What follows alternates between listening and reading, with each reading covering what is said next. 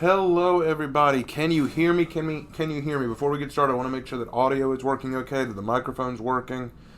Just give me a shout out in chat, let me know that everything's functioning properly, and then we can go from there. So just let me know in chat, and we'll get started.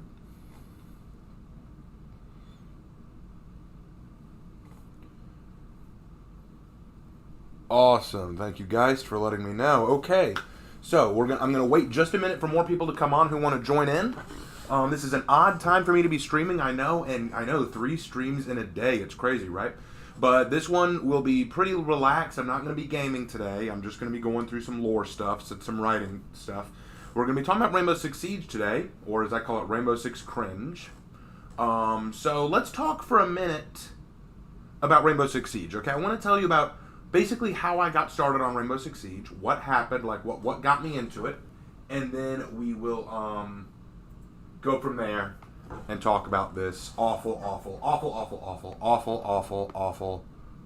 direction it's taking. And before we do, let me go ahead and pull up my chat so that I can see y'all a bit better. Let's see, where? There it is. Awesome. All right, let's see if it'll pull up chat for. Yes, perfect. There we go. Now let's shrink that just a little bit. Set that up so that it takes up more room. I'll increase the size there. Increase that to fill.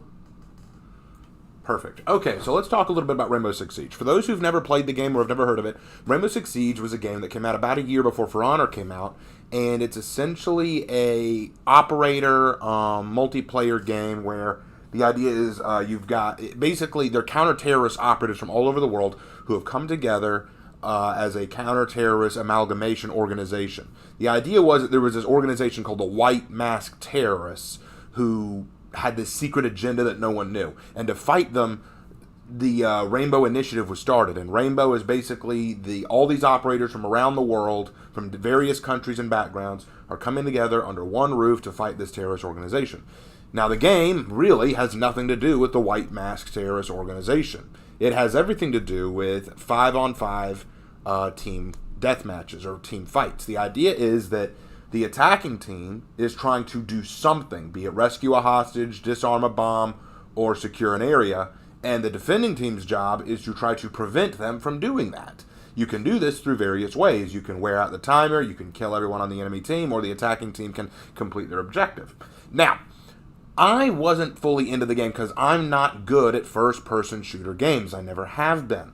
But I enjoyed the concept of the game because a lot of the characters seemed very cool, and the lore I thought was very unique. I got into it thanks to Russian Badger's videos on it, which was very entertaining, and my brother got me interested in it, so I gave it a shot, and I liked it for a while. But the reason I put it up was because it became less and less fun for me to play as it got more and more cringy.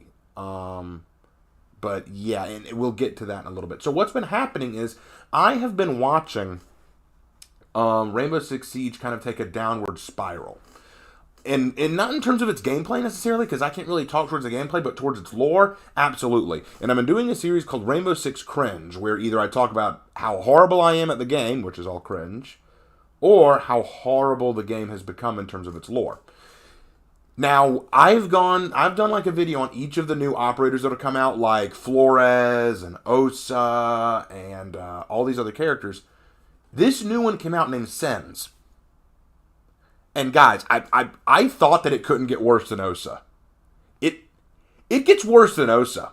Alright, so what we're going to do first is we're going to watch the opening trailer with Osa. And we're going to play a game. We're going to play boy or girl. I want you to listen to Osa and look at Osa and you tell me which it is, okay? Here we go. Let's start.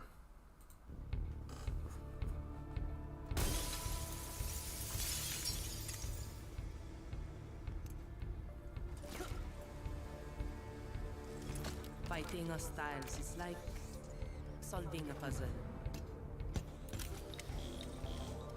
All the pieces are a total mess. Oh! Then you solve it as if you always knew the answer.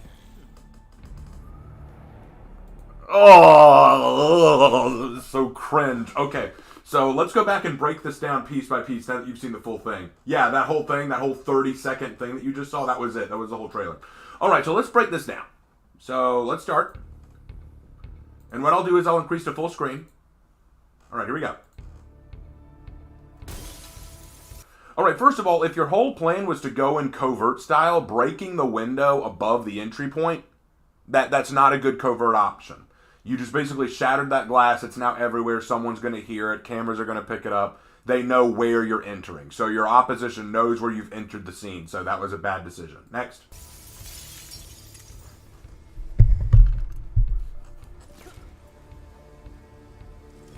Fighting hostiles is like solving a puzzle.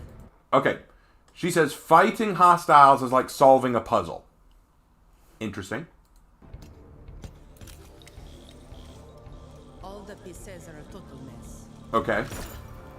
Okay, so now I'll go ahead and give away what the gadget is. That gadget basically releases light projections that can shield you from visual. Like, so people can't see anything through the lights that are created, right? That's the idea.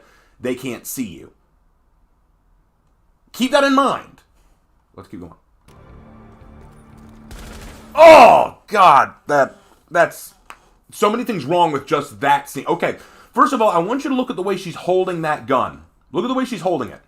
All of my fans, all of my community who have ever shot guns before, who have ever used a gun before, look at the way she's holding that gun and you tell me what's wrong with it. Look at the way she is holding that rifle and you tell me what's wrong with it. That is awful. That is an awful way to hold the gun. Why are you holding it in that crooked position? Why are you holding in that lopsided way? That is so messed up. And so one person tried to say, oh, well, you know, maybe it's because they are right-handed, but they're left eye dominant. So they're adjusting the gun so that they can look through the scope of their left eye. If that's the case, learn to shoot left-handed. My brother is the same way. He's right-handed but left eye dominant. He taught himself to shoot bows and arrows with his left hand. It's not easy, but it's something you do. This is awful posture. It's not going to help you shoot. It's not going to help your shoulder, and it looks goofy. It looks goofy, but that's not even the only problem. Remember what I said. Those light fixtures prevent you from being able to see. Not just the enemy, but you too. So the fact that Sens here can see something to shoot means that what she's shooting at can see them. That means that he was probably shooting the camera, right? Well, the camera saw you. Because remember, you shattered the glass to enter the building, and you dropped those light fixtures, so now the opposition knows where you entered and knows who you are. Now you've dropped down, and the camera had time to see you before you broke the camera. So, covert operation done. You're over. You lost. They know who you are. They know where you entered. And even though you may have shot the camera, I don't know how you shot the camera from that lopsided kind of holding, but everyone knows who you are. So this was cringe. Then you solve it as if you always knew the answer. Okay, that smug ass grin right there. Okay, so the quote was taking the what was it? Killing operators? Like what? Let's hear it again. Fighting hostiles like solving a puzzle. All the pieces are a mess, but then you solve it like you always knew the answer. That is such a dumb quote. It's supposed to sound cool, but it's a dumb quote. Why? Because it's vague. You're going to hear me use that word a lot today. Vague. That's the meaning for the title. Vague vectors. Everything about this operator and who they are is vague. Okay, so fighting hostiles is like a puzzle. I've solved a lot of puzzles, okay? The pieces are a total mess, but what is a mess about fighting hostiles? Are the hostiles the mess? Is knowing how to kill them the mess? I don't know. You point and shoot, I would imagine, but let's keep going. Then they say, but then you solve it like you always knew the answer. What does that mean? Like, you shoot them. You fight hostiles by shooting them, blowing them up, using C4, using a grenade. Like, what kind of answer is that? That's so vague. What does that even mean? What does that even mean? Ugh.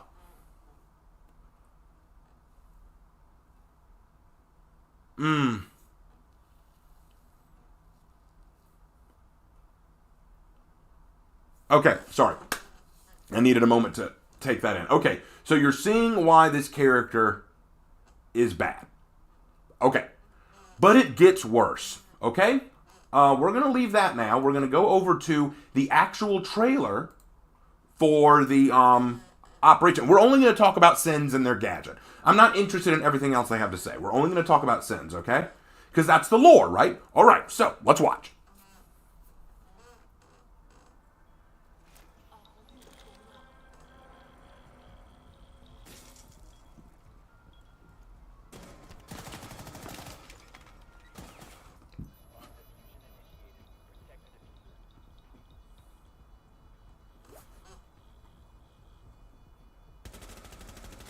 So as you could see, Sens could not see through the glare even down scope. So it's not like Sens has a special set of eyes that can see through that. So again, that last bit I talked about still holds true. All right. Operation Vector Glare is launching on June 7th, and here's what the new season of Rainbow Six Siege is bringing your way. A new attacker named Sens and their ROU projector system, a wheel that rolls along the ground and deposits projectors that create these walls of light, cutting off the defender's vision. Sens is also... And hold on, cutting off the defender's field of vision and cuts off your vision. That needs to be, that's important. Moving on. New weapon, the high-capacity POF-9 assault rifle, which you can test out on the new shooting range and get a feel for it before jumping into the new team deathmatch map called Close Quarter.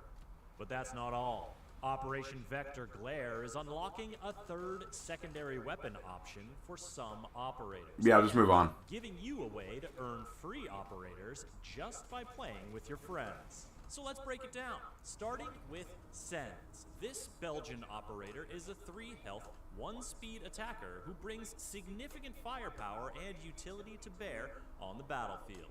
In their primary weapon slot, they can rock the 417 Marksman Rifle or the new POF-9 Assault Rifle, complete with a high-capacity magazine. Secondary options include the SDP 9mm or the GON 6, and for gadgets, a hard breach charge or a claymore. But what you're most likely to notice when Sens takes the field are these: bright walls of light obscuring your sight and hiding whatever shenanigans the attackers are getting up to. These walls are generated by Sens' unique gadget, the ROU projector system, which rolls along the ground, dropping little projector units that instantly activate, creating a segment of light wall. If the wheel runs into a wall, it will ricochet and continue rolling and dropping projectors until it runs out of juice. The light walls don't hurt or physically block anything. You can easily walk, shoot, or throw things through them. But they do cover quite a bit of ground, allowing Sens to cut off a lot of sight lines and conceal their activities. Maybe you need to create cover for a quick revive or a cheeky diffuser plant. Or maybe you just want to get the defenders looking in one room while your team executes in another. All right, again, I don't like this because it's building up all the ways that this helps the attacker, but not talking about the weaknesses of this wall. Like, for example, the fact that you can't see through it. I don't like this kind of gadget. I'll be real honest. I don't like this kind of gadget. Because you think, oh, well, they can't see what you're doing. Yeah, but you can't see what they're doing. You know, it essentially gives them a weapon too. It gives them a tool. It gives your enemy a tool now. Because it's like, oh, well, you know, you could hide behind it and plant the diffuser. Sure, you could, unless you have someone like Tachanka who can lay down fire in whatever area you're going to be sneaking around in. Like, I don't see how this is a good idea. I don't see how hiding yourself and them is a good idea. It allows them to remaneuver and reposition without you being able to see them. And the only thing it allows you to do is position yourself and maybe hide behind a light wall to do whatever you need to do. What's stopping the defenders from sneaking around, repositioning, and stopping you, or just running through and killing you while you're trying to reposition? This kind of gadget, I think, while it sounds good and has some utility to it, I think is going to be more of a double-edged sword than it needs to be. The ROU is very distracting, and as we all know, distraction is dangerous. So how are the defenders going to handle this? Well, the walls do deactivate after a time, so a little patience can be powerful. But if you're looking for something a little more active, Warden is a hard counter for Sens, as his glance smart glasses can see right through the ROU walls. Other defenders who can help mitigate Sens' meddling are Jaeger, whose ADS will destroy the wheel and prevent it from dropping more projectors, and Wamai, whose magnet gadget will catch the wheel, then release it on an unpredictable new trajectory. Aruni's Surya gates will zap the wheel, unless it scoots by underneath, and while Mute's jammers won't stop the wheel, they will disable any projectors that the wheel drops within their range. Bulletproof cameras can similarly disable the projectors with their EMP burst, and they can... Wait, bulletproof cameras now have EMP bursts now? Oh, screw you. ...through the walls and spy on what the attackers are up to. Maestro's evil eyes can also see through the walls, but their lasers cannot destroy the projectors, nor can bullets. To clear out Sens' projectors, you'll want explosives. A quick impact grenade will do nicely. Now, if that sounds like a lot of utility interaction, it is. Okay, so we'll stop there because that's going on way too much. So let's talk a little bit about, again, let's talk about this gadget and then we'll talk about the operator. Like I said, the gadget boasts some degree of utility, but I never like weaponry or gadgets that basically create a field of vision problem for you as well as your enemy. Yes, it's nice that your enemy can't see you. I get that. I totally understand that. But the idea is if they can't see you, you can't see them. And that's bad for you. You need to be able to see what your enemy's doing. At least have something on the other side that could help you. Bring along Glaz who can look through it with his thermal scope. Send a drone through that you can see what they're up to. Because if you create a wall between you and the enemy, they're going to reposition. And part of the problem attackers face in this game is knowing what the defenders are up to. That's why you start the match by sending your drones in to get an idea of what the defenders are up to. If you create a light barrier between you and them, all they're going to do is say, okay, reposition, boys. They know one way we're going to be handling this. Let's create a new way. All right, so anyway. And yes, I like what you're saying there, Springtrap. What happened to realism? I know, that went out the window a long time ago. Okay, but now, again, remember when I said let's play the game boy or girl? We still haven't gotten a definitive answer to that, have we? Yeah, there's a reason. All right, it's time to talk about Sens. I'm reading this directly from the wiki, okay? And if they edit this at any point when the character actually releases, no, you heard it here first. You can come back to this video and go, Raven called it. Okay, here we go. And pardon me if I mispronounce anything. Neon Yoma Mutombo, codenamed Sens, is an attacking operator featured in Tom Clancy's Rainbow Six Siege, introduced in the Operation Vector Glare expansion. Let's take a look at the biography. Growing up in an all tight-knit family unit, Nyoma was able to pursue their interests without much resistance. They learned everything they could about psychology and physics, all the while receiving classical music training with their two younger siblings. Noma also learned the basics of mechanics in their father's garage, effectively rounding out the skill set that they would later apply in their career. They excelled in tactical training and military sciences, going on to become a combat engineer. Bright and imaginative, Noma proved invaluable in every task they tackled. They would support their comrades with strategies and technologies to divert enemies' attention and break down hostile defenses. Their specializations in such tactics, which had the reputation of minimizing casualties on all sides without compromising objective, earned Noma several service medals. They eventually caught the attention of the Belgian Special Forces group, under which they have served ever since. All right. All of you probably noticed it before I even finished reading it. The pronoun that they use is they. It is all they. It's not male, it's not female, it's they. Okay, we'll talk more about that later. We'll get into that. Because last time I did this, when I talked about Osa, people accused me of, are you being transphobic? Let me be very clear. I don't care if you want to make a transgender character. I don't care if you want to make an LGBTQ character. But can I just say that everything I've read so far is a grammar disaster? This is a grammatical disaster right here. And it's going to get worse when I read the psych report. When I read Harry's psych report, it's going to get worse. But let's take a look at this. Now, what a person is saying right there is, why no flaws? That's not the issue. Okay, at least with Osa. Okay, Osa, I said, had no flaws. And that's true. But at least with Osa's backstory, we got very specific details on what Osa was good at. Here, everything is, say it with me now, the magic V word, vague. Everything is vague. This is Operation Vague Vectors. Because let's think about it. Let's look at all these pejorative, very vague wording. Let's read this again. Growing up an all-tight-knit family unit, Noma was able to pursue their interests without much resistance. Okay, what are their interests? What do they like? What are they good at? What are the things they want? Okay? They learned everything they could about psychology and physics. What is everything they could? Like, how much about psychology and physics? Where did they learn it? Why do they want to learn it? What's the purpose? All the while receiving classical music training with their 2 younger siblings. Noma also learned the basics of mechanics in their father's garage. Okay, what are the basics of mechanics? What do you consider the basics of mechanics? And what did your father do that allowed you to learn those mechanics? Effectively rounding out the skill set they would later apply in their career. What skill set? What do they do? What kind of mechanics are they involved in? They excelled in tactical training and military science. Okay, what kind of tactical training? Where do they get the military sciences training? Going on to become a combat engineer. Bright and imaginative. Noma proved invaluable in every task they tackled. Again, invaluable in every task. What task? What skills? What things did they do? What did they actually try? What areas did they pursue? What are they trying to accomplish? They don't tell us. Everything is, say it again, vague.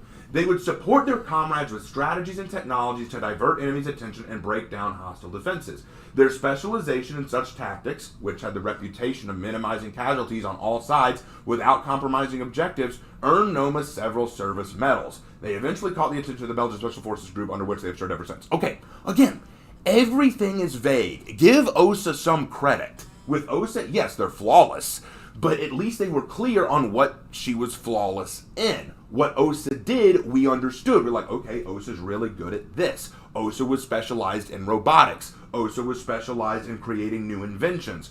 Osa was passionate because of what happened at this point in her life. All of this is vague. All of this is 100% vague. And Rodan says, to be fair, they have to leave something to the imagination. The backstory would be a book long. Except, Rodan, read some of the backstories for the other characters. They do go into more detail. Read Lion's backstory. Read Dokubi's backstory. Read Thatcher's backstory. Read Vigil's backstory. They will go into more detail. They will go into more discussion. This is vague as all get out. I don't think that they are bad because they have the pronouns they. I think that they aren't that good because I barely know anything about this person. They could be good if they went into any detail. It feels like a very non-character. You're right. You're right. But guys, the they thing, the non-binary they thing. If you think, okay, look, that's not such a big deal, wait till we get to the psych bit. Wait till we get to the psychology report. Watch this. All right. This is from Harry, okay? Get ready for this grammatical nonsense. Okay, if you are a grammar lover like me, if you are a person who loves writing and loves telling stories, this is going to give you a migraine. Needed some water. All right, let's go. Assessing specialist Neon Sens Noma was difficult at times. They have a habit of diverting the conversation to theories of psychology rather than how it appeals to them. Still, I was able to get the information I was looking for in the moments in between. When speaking of their understanding of human behavior, they often bring up childhood memories of people watching and solving puzzles. Much like a puzzle cube needs to be aligned in a precise sequence, Noma predicts how people will react with the right push. Again, a lot of this is very vague. They have a habit of diverting the conversation to theories of psychology rather than how it applies to them. Still, I was able to get the information I was looking for in the moments in between. What information? When speaking of their understanding of human behavior, it's all about people watching and solving puzzles. And again, it's like, okay, so you had childhood memories of solving puzzles. Would have been nice to know that in your background, but whatever. When asking about their upbringing, they only have good things to say about their family. Their parents, one Belgian and the other Congolese, were happy to support all 3 siblings in their quite different career choices. What were those career choices? We'll never know. Noma recalls that when they and their younger sibling came out, their father insisted that the only thing he expected of his children was honesty. Okay. Let me be very clear. I'm going to go ahead and say it. Time to say it. Lord have mercy. Here we go. If you want to make an LGBTQ character, fine. Fine. That's okay. Do it. I don't care. But, two things. First, why is it that this is only brought up as like some kind of additional upgrade to them? Like, look at this. Look at this. The parents are not only okay with it, but in this, when they and their younger sibling came out, the father was like, at least you're honest. Why can't it be that that was a part of their backstory? Why can't it be that because they decided that they were going to be non-binary or whatever it is, this actually caused problems for them growing up? What if it was that their father was not supportive, so they struck out on their own, and so they tried to do something that they wanted to do, or they pursued the military because they wanted to take control of their lives, and like that kind of thing. And if you're getting confused, why do you keep saying they? Because that's the only pronoun they give us. Again, grammatical nightmare. But it just baffles me. It's like when they decided to come out, their father insisted that the only thing he expected of his children was honesty. Yes, as do most fathers, right? Yes, I remember my father, after I accidentally ran over his favorite toolbox, and I told him the truth. Yeah, I ran over your toolbox coming home from work, Dad. Yeah, at least you're honest. At least you're honest. I'm still going to punish you because you didn't look where you were driving, but at least you're honest. Because that happens. Anyway. Whatever difficulties they might have encountered between then and now have done nothing to quell their spirit. Because of course it didn't. No, because difficulties don't exist in these people's worlds. That's the problem. That's why people say, are you transphobic? No, I want them to face difficulty. For some reason, these writers are convinced that if you make a trans person or an LGBTQ person face difficulty, somehow that takes away their character. Like, whatever difficulties they might have had to encounter. What difficulties? What difficulties? I love that. Whatever difficulty. Read that. It is whatever difficulties they might have encountered. Like, what difficulties? Your backstory doesn't give us any difficulties. There is no struggle. There is no oppression. There is no beating down. I love how people say, we're the oppressed people. Well, according to this, you're not oppressed. According to this, there is no difficulty. Whatever difficulties they might have encountered. What difficulty? Tell me the difficulty. Tell me what you struggled with. Tell me what you were thrown against. Tell me what people did to you. Tell me how you felt. Tell me what happened. You don't tell me anything. I don't know anything about you. Everything is, say it with me, people, vague. I don't know anything about you. Just like your gadget can't show me the other side of the room, your backstory doesn't tell me anything about you. It's actually the perfect gadget for you. Just like you don't let your opponent see anything on the other side of the wall, you don't let me see anything about you, so I can't be invested in you. I don't care that you're LGBTQ because I don't know how it's affected you. I don't care that you're this brand new operator who managed to figure out mechanics in your dad's garage because I don't know anything about what mechanics you learned or why you wanted to learn them. Moving on. Being Mormon open is, as Noma says, not just a great way to make friends, but also their way of spiting those who try to get in their way. Who gets in your way? Who? It seems to be working out well for them so far. As I often try to do these days, I inquired about Noma's hobbies, and I was surprised to learn that music has a big place in their life. They praise it as the universal language of love. They connect to the world by listening to artists from all over, to their father's heritage with songs from his home, and to their youngest sibling by playing her EDM sets at every opportunity. Whatever. Moving on. Noma is a complex person, and I understand that certain things must be experienced in order to be understood. Still, I'm confident that they will feel at home with Wolfguard. There's something about their kindness that I can only describe as defiant. Of course it's defiant, because that's all it is, isn't it? That's what they do with any LGBTQ character. They're defiant. They stand up to social norms. Except you won't allow them to be characters, so I care about what they're standing up for. Screw it. That's the sort of attitude that is sure to mesh well with Doc.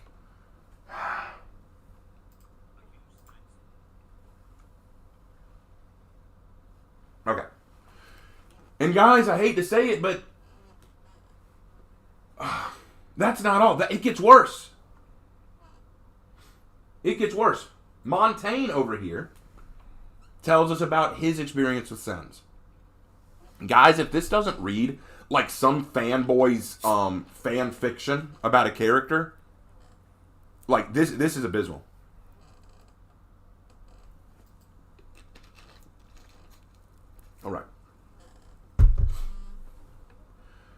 I had heard of Specialist Neon, Sens, Noma Mutombo, and their tactics. I accompanied Twitch in Belgium to recruit them, and we have been training side by side since. They are eager to prepare for the upcoming operation, and I look forward to seeing their skills applied to a real situation. What skills? What tactics? Go into detail, please. All we know about their skills and tactics is that they use tactics to distract the enemy team. Okay, but there are lots of ways you could do that, and they're not always foolproof. But let's keep going. Having put it to practice in training sessions, I can say with confidence that the ROU projector system will be a strategic marvel that can be leveraged by the whole team with good communication. Denying lines of sight works in almost every situation. No, it doesn't! No, it doesn't! Holy crap! Denying lines of sight works in almost every situation? No! No, it does not!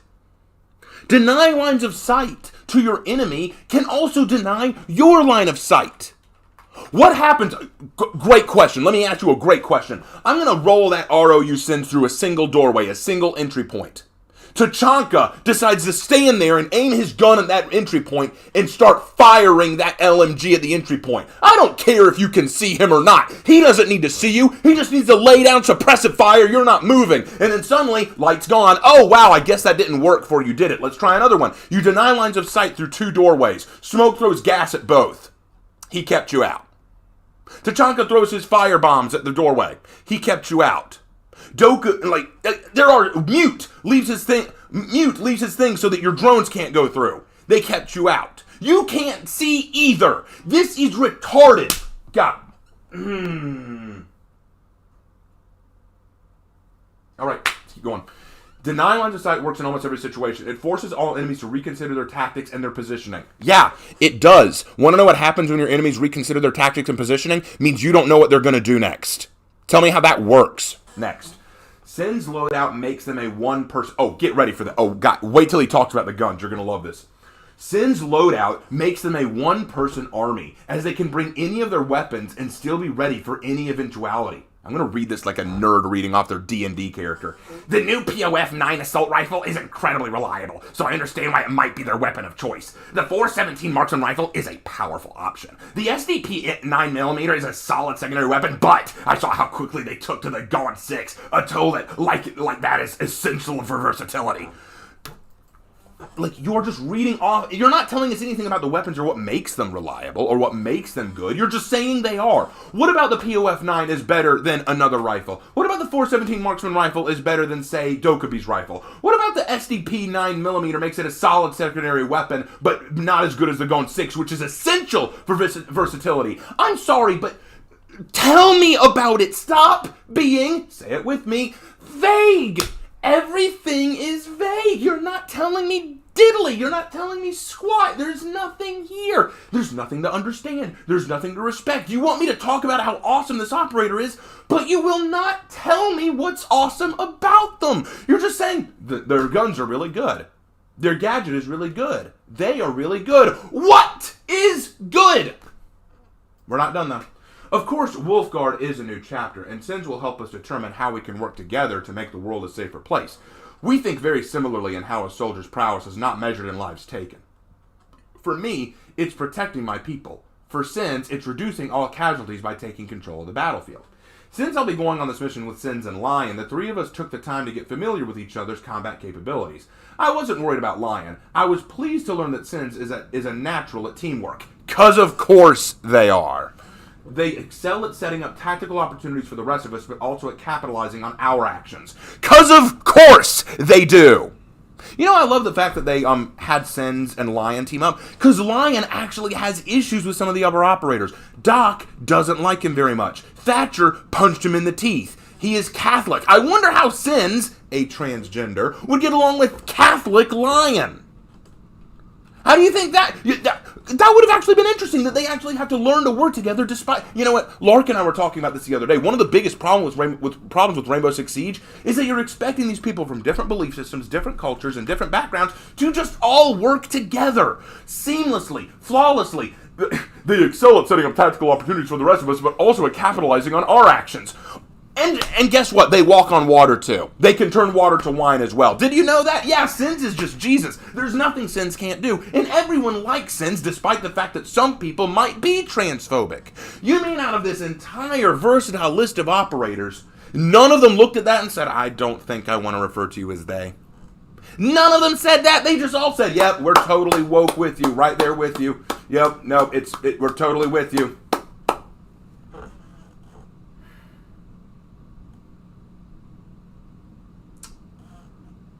I encourage you to overlook what can come off as an easygoing attitude.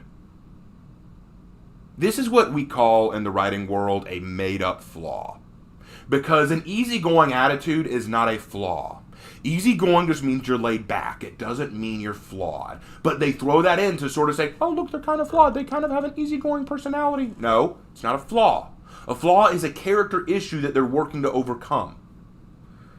I encourage you to overlook what can come off as an easygoing attitude. Sens is spirited and takes things as they come, but they always give a task the appropriate consideration and energy. Because, of course, they do. Sens is operation ready, and I'm certain the next report will confirm that they are an impressive asset. No, they won't. The next report won't confirm anything, because if there's anything that we can confirm about Sens, it is that there's nothing to confirm. What does Sens do? What does this operator do? Well, they can throw down a projection field that denies line of sight for you and the enemy. Where did they learn to do that? They were military engineers. When did they join the military and why? They were inspired by working on mechanics in their father's garage. Really? Their father had the things to do that? Well, you know, it's... and also, the father was just totally okay with two of his children being LGBTQ. Oh, well, you know, he's very supportive. And why does he want to do all the things that they do anyway? Why are all their guns perfect? Why are all their gadgets perfect? Why are they perfect? Why is there not a single flaw in this character? Actually, I don't know. They might have flaws. We don't know anything about the character to say that they do or don't. See, at least with Osa, we argue that Osa was flawless, a perfect Mary Sue character. But at the very least, they were clear and distinct about what Osa was super good at. It was annoying, but I could pinpoint the problems. Here, I can't even say I'm pinpointing the problems because they don't present any problems. They are so vague, and this is what pisses me off. You want to make an LGBTQ character? Go ahead. Now, I would personally argue, and this is personal for me, if you can't even figure out what pronouns you want to use, I don't trust you to hold a gun and defend your people. Actually, somebody pointed out earlier in the thing, the current Belgian military does not allow non-binary people into the military because they consider that they might have mental issues. Good for them. Good for them, because here's the way I look at it. Look, call me transphobic if you want to, but this is what I think. If you are so sensitive that you have to have your bio contain the they/their pronoun rather than he or she or anything like that, if you're so butthurt and sensitive that you can't even figure out your pronouns, I'm not going to give you a gun and ask you to defend our country. Well, and also the issue I find is this, like, they're non-binary, I mean, they don't identify as male or female. You're in the Belgian military. What barracks do you stay in? What do you go by male standards or do you go by female standards? Which ones are you following? And what happens if people are confused about who they're called? Like, for example, if your commanding officer says, "Get Sens down here. She needs to help." No, it's actually they, sir. Priorities. But yeah, as you were pointing out earlier, it is sort of interesting. Like, I would like to see, like, one of the best things I think Rainbow Six ever released as far as, like, trailers and stuff is the Hammer and Scalpel trailer. Yes! Where you have Dokkaebi and you have Thatcher training together, and the conflict comes in, like, because Dokkaebi and Thatcher are very different operators. They have very different ways of approaching things. One's more old school, the other one relies heavily on technology, and they both sort of rub each other the wrong way. And we get to see a little bit, to look into both of how they sort of met their mentality and how they've grown as operators. Would that trailer have been anywhere near as interesting if Thatcher just said, Dokkaebi's perfect just the way she is, I love everything about her? There's nothing. No, it's more interesting the fact that they actually had a conflict and that their characters actually rubbed up against each other. Well, you know, it's funny, because back in the old days, when we see that, what I liked was, for example, if you read some of the other stuff, like, for example, I want to take a look at something else while we're here. Let's look at another character. I want to look at,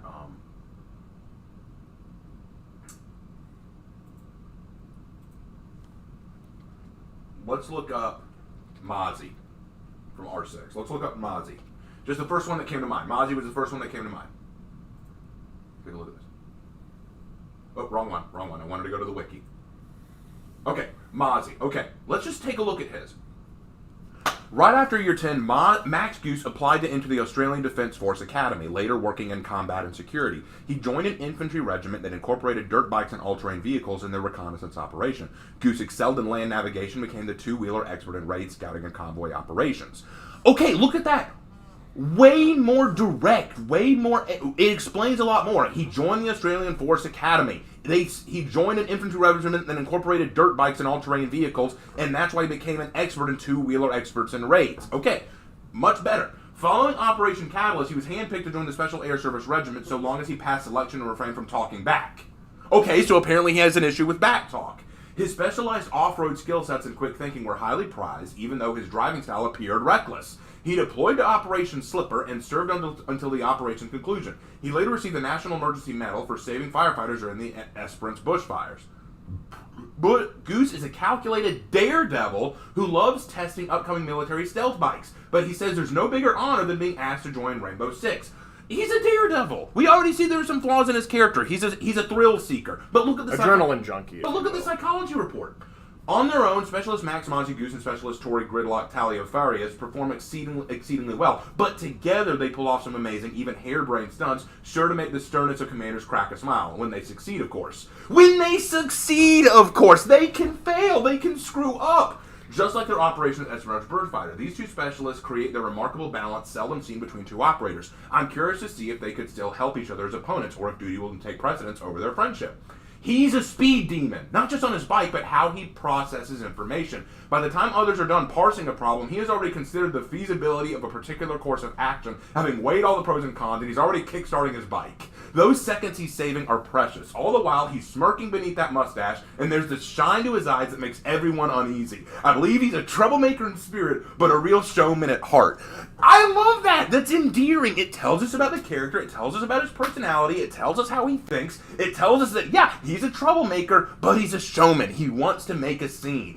And people get uneasy around him. It's like, oh god, Mozzie's got that look. So it makes you scared. And then Goose grew up as the middle sibling in his family, and I do believe he had to put extra effort to be heard or noticed, which explains the showman side of his personality.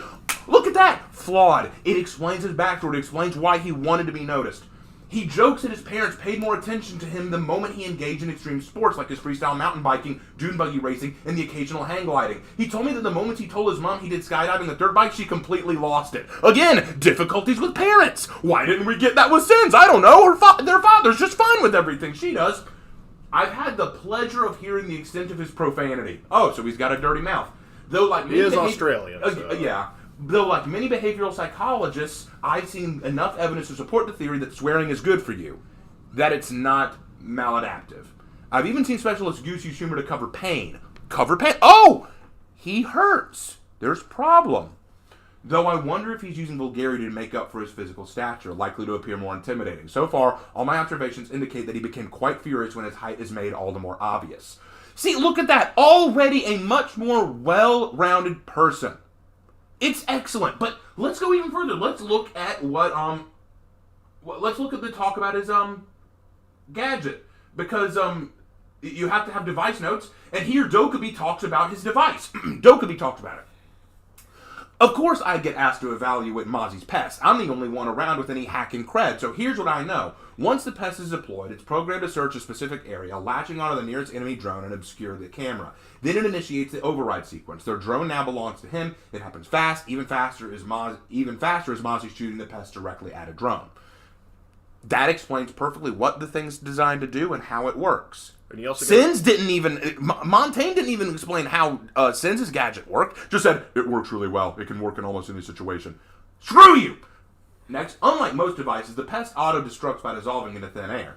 Single use only means one less logistical problem to worry about. The pest also doesn't run the risk of a counter-hack. It achieves great military effectiveness by acquiring an enemy resource that's already on the field, and by leaving the enemy with no way to intercept once the pest has deploymerized. The only way for the enemy to minimize the damage is by destroying their own drones, very troublesome. When Mozzie's device is successful, it can break the enemy's morale. Okay, it's actually genius. And I could improve its efficiency by widening the detection area and by optimizing his code, but why would I? He tricked others in the past, he won't trick this trickster. Again, showing a bit of Dokubi's personality and how she writes, showing how she sees flaws in it and how she can improve on it, but refuses to because she doesn't want to help her opponent. Like, guys, that is how you write a character. And to the person in the chat earlier who said, well, you gotta be fair. You know, if they gave the full details on their background, then it'd just be a book. This isn't a book, but we got so much more information out of those 3 segments, and we now understand Mozzie and even Dokubi a little bit better. What did Sens' backstory give us? Let's look at Sens' backstory again. I'm sorry, let's look at this. Let's look at this. Sens, this is 2 goddamn paragraphs. This, go back up. This is 1, 2, 3. They're all short, but they gave us so much more. The psychology report is meaningful. It has information involved. I think it's hilarious that I could just look up Mozzie and already have a much more well-rounded understanding of his character and his gadget and his thought process than I know anything about Sens. And that's the problem here. If you're going to come at me and say you're just transphobic, then you miss the forest for the trees, friend.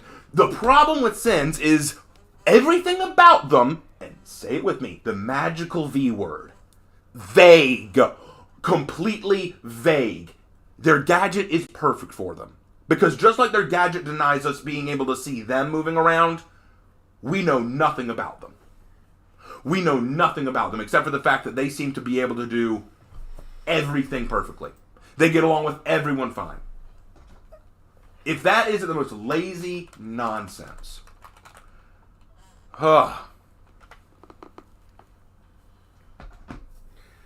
Big. But yeah. Another thing is like, because what's really sad is like they could have probably made this far more interesting. Like, you and I, our favorite example of like when writing a good gay character, we immediately go to Dragon Age Inquisition and point at Dorian. Because Dorian is gay, but he also has a fantastic character around him.